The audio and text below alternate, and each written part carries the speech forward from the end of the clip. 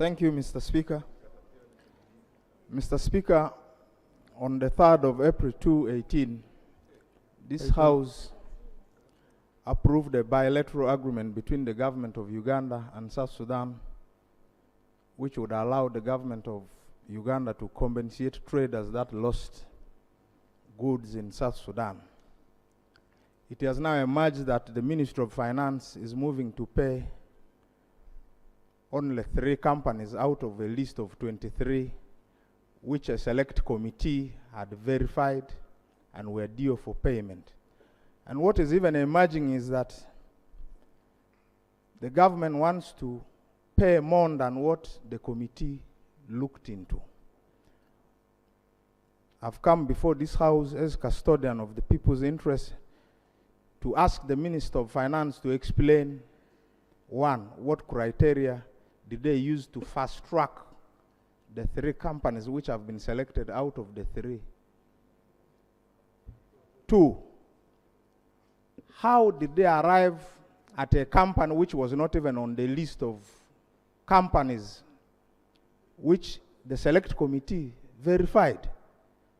And that company is called Runway Petroleum, and they are now demanding more than 147 million Ugandan shillings. US dollars, yeah, it's in US dollars. Actually, the total now, which has to be paid to these 3 companies, is about 190 million.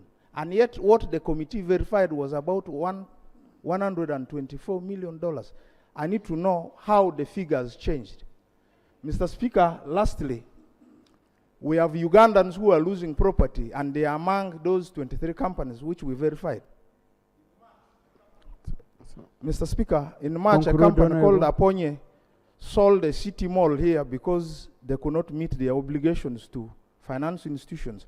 As we talk now, on the 11th of September, property in Nakasero here belonging to a debtor called Ropani, who is on the list of companies due for compensation, has been advertised and it is going to be sold. We have KKT from WestNile, a company with origin in WestNile. Their properties are due for sale. I want the minister to tell us how they intend to rescue these Ugandans who picked grains from ordinary people in Toro, in Bunyoro, in WestNile, and the people have remained helpless.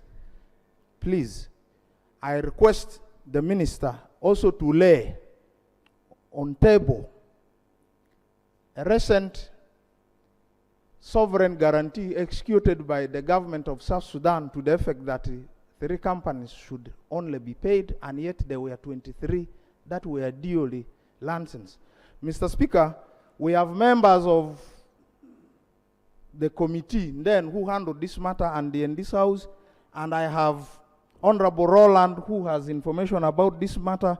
I would request that you allow them to substantiate so that the minister can comprehensively respond to this matter. Otherwise, I fear Ugandans are going to be fleeced by a group of people who are bent on exploiting this country, and we cannot allow, and this should not happen on our watch. I expect the minister to respond to these concerns. Thank you.